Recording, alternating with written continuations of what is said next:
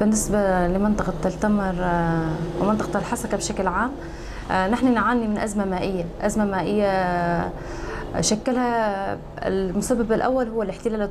التركي بعد ما احتل مناطقنا في رأس العين. تم قطع محطة علوك التي كانت تغذي ناحية تل تمر وقراها الحسكة، يمكن من أكثر من 1,000,000 نسمة تغطي بالمياه. هين بعد قطع مياه علوك أصبحت المنطقة بشكل عام تعاني من قلة المياه، خاصة نحن كمنطقة المياه الموجودة كلها آبار سطحية، آبار مياه مالحة غير صالحة للشرب. هذا يؤثر كثيرا على سكان المنطقة بشكل عام، خاصة نحن بفصل الصيف تتطلب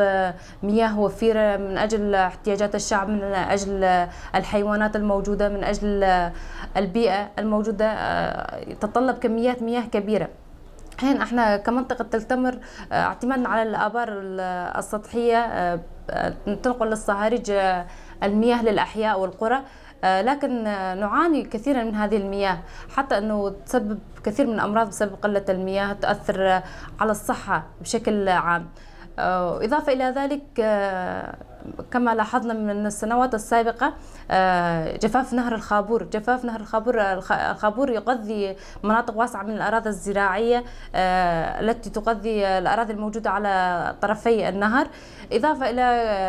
يعتبر كذلك نهر الخابور المغذي حتى هذه الآبار السطحية الموجودة في هذه المنطقة. الاحتلال التركي قطع حتى مياه نهر الخابور، يعطينا كان المي يفلتها في فصل الربيع وفصل الشتاء لكثرة الأمطار وخوفا على مناطقهم في تركيا، لكن فصل الصيف يقوم بقطع هذه المياه، وهذا تشكل كارثة إنسانية على البيئة، على الحيوانات الموجود. تسبب هذه الخابور حاليا يعتبر مستنقع. هذه المستنقعات كنا نعرف كم لها تأثير، أن هذه المستنقعات كم لها تأثير على الصحة، تسبب كثير من الأمراض الموسمية على الشعب الموجود في هذه المنطقة. والمعروف انه عالميا ودوليا انه المياه الاقليميه تعتبر انه مياه الاقليميه والدوليه، خاصه الانهار المشتركه بين اكثر من دوله، ما يحق لاي دوله كان قطع هذه المياه باي شكل من الاشكال، وهاي تعتبر جريمه من جرائم الحرب الذي يقوم بها الاحتلال التركي من اجل تهجير السكان، من اجل افراق المنطقه، من اجل جعل المنطقه بشكل معاناه اساسيه. لهذا انه نطالب المنظمات الصحه العالميه، هي المتوكله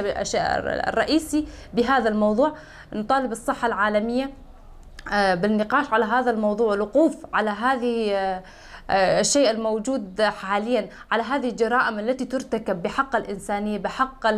الشعب، بحق البيئة الموجودين في شمال وشرق سوريا ومنطقة تل تمر والحسكة بشكل خاص. ولأن انقطاع نهر الخابور يشكل كارثة إنسانية، كارثة بيئية، كارثة اقتصادية، كونها تؤثر اقتصادية، كونها تؤثر على الزراعة بشكل عام، وكذلك تؤثر على البيئة. نطالب هذه المنظمات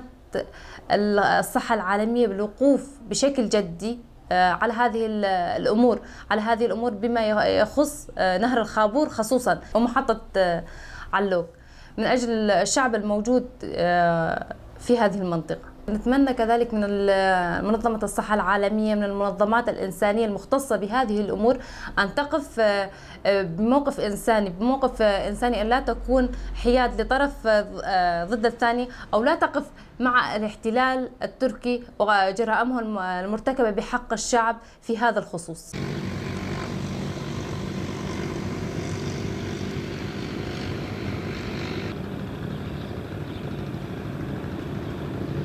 الثروة الحيوانية هو قطاع هام من القطاعات الهامة والاستراتيجية في شمال وشرق سوريا. وتأثرت بالآونة الأخيرة، تأثرت كثير بسبب الجفاف، بسبب يعني انقطاع الأمطار، احتباس الأمطار وغلاء أسعار الأعلاف. فكثير من العالم فقدت قطعان كبيرة جدا من الأغنام. وبالنسبة لنهر الخابور يعني انقطاعه اللي شبه تام تماما من زمان أثر سلبا على قطاع الثروة الحيوانية، لأنه يعتبر على ضفاف النهر يعتبر مراعي طبيعية للأغنام. فنتيجة انقطاع هذا النهر أثر سلبا على هذه الثروة الحيوانية، أدى إلى قلة الأعلاف وقلة مساحات المراعي. وبالنسبة للإحصائية الثروة الحيوانية، طبعا آخر إحصائية عملناها كانت عام 2021-22. بالنسبة للأغنام في تل تمر، عدد الأغنام يعني شيء 257,745 راس. هاي بالنسبة للغنم. نجي على المعز 29,171 راس، والأبقار 200,091 راس، الخيول 39 راس، الجمال 27 راس، والجواميس 3 رؤوس. هاي بالنسبة للأعداد آخر إحصائية عملناها لمنطقة تل تمر، المناطق اللي تابعة للثروة الحيوانية في تل تمر. بأي ظرف كنتوا لما عملتوا هي الإحصائية؟ كنا بظروف صعبة جدا. كانت بظروف صعبة جدا. كانت في أول شيء احتباس الأمطار، جفاف، يعني اللي كان عنده 1000 راس ما ضل عنده 100 راس. في ناس صارت تبيع راس غنم تجيب شل تبن، لا في تبن ولا في علف ولا في شيء. عملنا إحصائية من شان نساعد العالم المربين يستلموا علف على موجب إحصائيتهم، وما قصرنا بالإمكانيات المتاحة، ما قصرنا. والحمد لله رب العالمين فرجت. طبعا بالسنتين الماضيات هذول ال 23 و 24 الوضع كان جدا ممتاز، الأمطار وفيرة، الربيع كثير، المراعي متوفر بها كل الرعي بالنسبة للأغنام. وعم نقوم بحملات تحصينية بشكل دوري على قطعان الأغنام. يعني يجي المربي بده يلقح غنمه مثلا دمية أو جدري أو في عنده حالة مرضية، فدغري نحن حسب إمكانياتنا المتاحة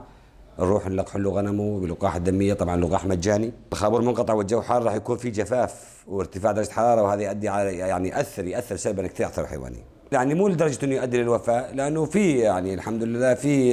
في بديل، يعني متوفرة المي من الآبار، في نهر زرقان عم يجي ماشي حالته، يعني مشي الأمور شوي. يعني نهر زرقان هو اللي شوية أنقذ الموقف بالنسبة لانقطاع نهر الخابور. أي حالة مرضية تحسها بالقطيع عندك مباشرة لا توقف، روح على أقرب دكتور بيطري، عالج الحالة اللي عندك مشان ما يصير انتشار، مشان ما يصير وباء، ما تصير أمراض وبائية. وإن شاء الله مثل ما قال إحنا متعاونين مع كل المربين. أنا بياتي از زاروت يام عمري مثال وشار مهبو أمر في بازاري تلتمري ما دسبيكا جو أمهات في تلتمري وزارو بو محياني عمري مبو بيست وستي سالجي عمري بو ستي سالجي خابوري متجا بو دار بو بربو ومرو دتشو برد سكني مرد خست مرو نيلي ده آبا حنفياتنا بو آبا ميفا خوارني آبا چاي قزبي خابوري مبو خابوري كي باقش تجدهات آبا كلو شين دكر إيه بخدي إجا إيرو آبا نماي آب تنيي آبا من نبخشاكش خورد تشيني نتشتكي تنيي أم آبا تعلن يعني قشي ما بآبا تعلن إيه بخدي إجا أنا وقابا أجهاتني أصفر هناك أندري كمبري بابي آب تشيد بي هناك يشمر دم هبدو أما بيا في داوي برهاي شكري جي حمينا خوشيار جي قرشكيري جي دري هنا كبر رهيبي راد كرين كوكاوي دكو وقت إيك بشتاوي ديش البشتا قد كرين كيف شستر بابي تبيزن وها قاستي أب ملت وأب جم وأب خابور قش ولو تشكرين حياة معسية تهدمرين ما قاي أرضو غاش خدي بترسيايا افكار جزء ما نذكر ام جيرد بيجين ام بي بستي ما تشري افي مردكي ما تشري خوين كوجي خوين درجين ام بي بستي ام جاب خوين يرجي بين بستي وام بي برا افا ماجي تشيبي وام بي برا افا علوك جي بردي ما يستار حق واستاري ما افزارو وكالو بيرو مزنو ام قش ام بي افي ما قش خدينا ترسم من ازاماتنا نتويتنا ما دبي حبكي الي كاريه مربكين هرن افا علوك تشيكين افا خابور برابر دين ما كا منظميتين نام كاز مر تشدكر ولا جمر تشتك نكر حقو اردو غازاني بابانازي ويستر افي وافج بالعرديجي بتشك بكرايا اما نكاري قاري با ولا افجي نتشلاو ويبوتا برا افجي سوري تنب روزاباد برا روزاباد تشكي ولو الجمع بيدا نبي قدي جير نهي اللي دبي خابوري ما تجدار بو ام هولو دبو ايبات بيري في باي غربي دهات جنات بو كوتشك بابو قش المكر تشليها بيني ام بهاري دبو ولا قصاب استاذ وازده مهد بهاري دبو بشيكاي وفي افي قدي جير نهيلي وان شاء الله خدي حقي ما نهيلي وسركفتن يا ما وتمي افجي جمر بي وبخدي وداري ما وق بريجي تشيبي وسركفتن يا ما وسركفتن يا ما ان شاء الله قوي ببنك هذا طبعا هاي البروشورة عن اللشماني تشاركت فيها هاي الحبة تبع هاي الذبابة هاي الذبابة تبع اللشماني ما تنشال بالعين نحن نحكي عن موضوع اللشمانيا طبعا مثل ما كنا نعرف انه قبل سنتين انتشر حالات لشمانيا كثير عنا فنحن عم نحكي هلا عن اللشمانيا مشان يكون في عنا وعي وطاقم الامر نسيطر على الوضع مشان ما ينتشر عنا مرض اللشمانيا اكثر.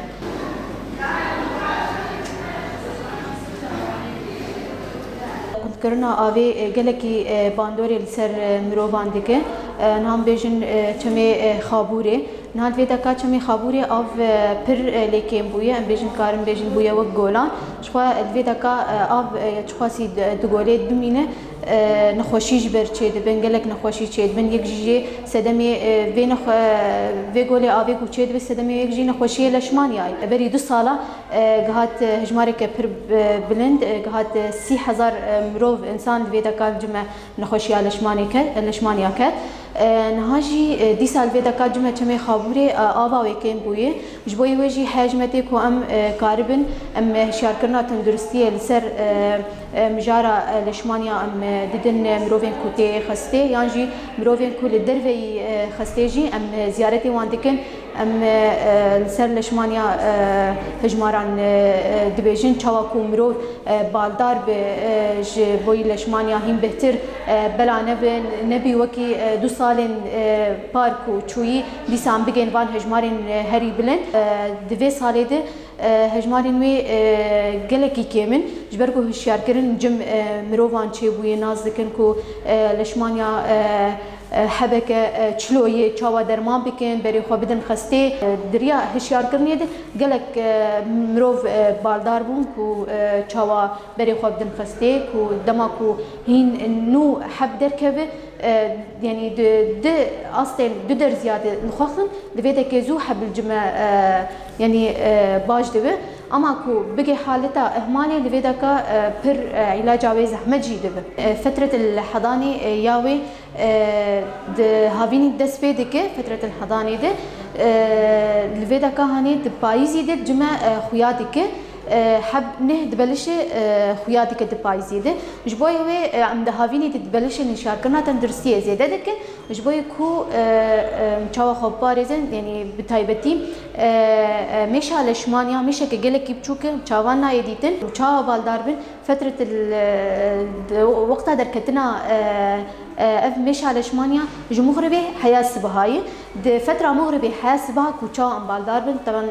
دنيا هافينه همو كس الجدر ورادي كبن جبوي وي كوچا ناموسيا دين ناموسيا وگرم بري كورو هر آوا بری کروهر آوان ناموسیا وگرن اشباکی خو